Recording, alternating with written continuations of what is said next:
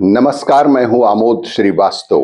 Amazing thought, amazing message, amazing information की दिशा में आज एक कदम और आगे। आज के इस चिंतन का विषय है लक्ष्मण रेखा। आपको ये मेरा वीडियो अच्छा लगे तो लाइक करें, शेयर करें और लाल बटन दबाकर सब्सक्राइब अवश्य करें। साथ ही बेल आइकन दबाना बिल्कुल ना भूलें। आज के इस चिंतन का विषय है लक्ष्मण रेखा। रावण की कथा से एक बात स्पष्ट हो जाती है कि कोई अधर्मी व्यक्ति कितना भी सुंदर स्वरूप बना ले, स्वयं को कितना भी धार्मिक बता दे, उस पर बिना जाने समझे विश्वास नहीं किया जाना चाहिए। यदि आप बिना सोचे समझे और बिना उसकी जानकारी के विश्वास करेंगे तो आपका हरण अवश्यंभावी है। अब प्रश्न यह है कि आप पहचानेंगे कैसे? साधु वेश में आया व्यक्ति सचमुच संत है या कोई रावण, यह कैसे तय होगा? तो इसका बड़ा ही सहज उत्तर है। जो व्यक्ति आपको आपकी लक्ष्मण रेखा पार करने को कहे, यकीन कीजिए वह संत नहीं ही है, वह धूर्त ही होगा, अधर्मी ही होगा और किसी भी तरह आपको आपकी मर्यादा की सीमा से बाहर निकलने की प्रेरणा देने वाला कभी भी आपका शुभ चिंतक नहीं हो सकता। सबके चारों ओर मर्यादा की एक लक्ष्मण रेखा अवश्य ही होती है और वह रेखा समाज द्वारा खींची गई हो सकती है, हमारे अपनों के द्वारा, हमारे परिवार के द्वारा खींची हो सकती है या स्वयं हमारे द्वारा ही खींची गई हो सकती है। आप पुरुष हो या स्त्री, सुरक्षित जीवन जीने के लिए उस लक्ष्मण रेखा का ध्यान रखना बेहद आवश्यक होता है। आप उसके बाहर निकलते ही असहज और असुरक्षित हो ही जाते हैं। आप भगवान श्री राम की महायात्रा को देखिए। वे जिस भेष में घर से निकलते हैं, 14 वर्षों के बाद भी उसी भेष में वापस लौटते हैं।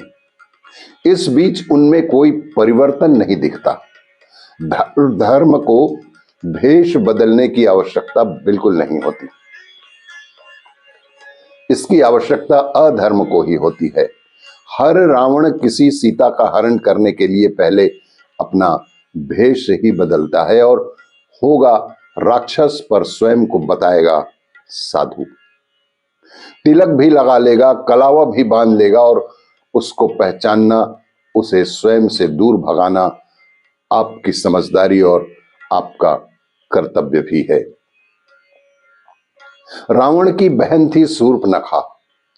उसका चरित्र भी वही था जो उसके भाई रावण का था और वह भी श्री राम का हरण करने ही आई थी।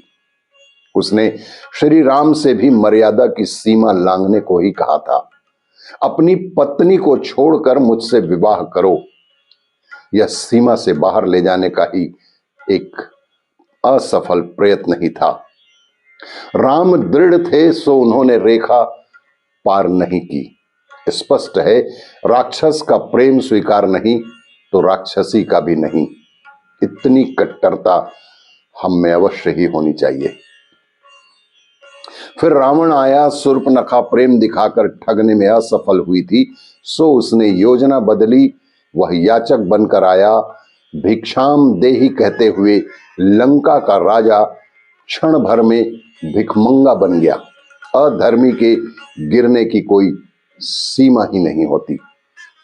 वह अपना हित साधने के लिए 100 बार अपने पैर पकड़ सकता है, पर हमें समझना होगा कुछ भी हो जाए, उसे उसके लक्ष्य में सफल होने नहीं दिया जाना है और हमें अपनी मर्यादा की लक्ष्मण रेखा को कभी भी किसी भी परिस्थिति में पार नहीं करना है।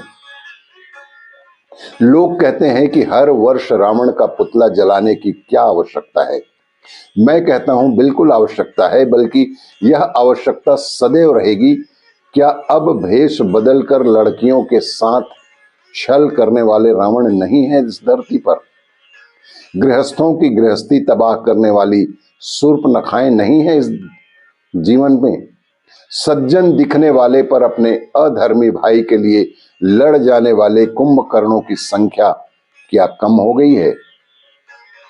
जब तक ये तीन चरित्र हैं धरती पर, तब तक हर वर्ष रावण के दहन की आवश्यकता रहेगी। और हां, अपने अंदर के रावण को भी मारें, जिससे जिनके अंदर हो, अपने अंदर बैठे रावणत्व को खत्म करने का प्रयास करें।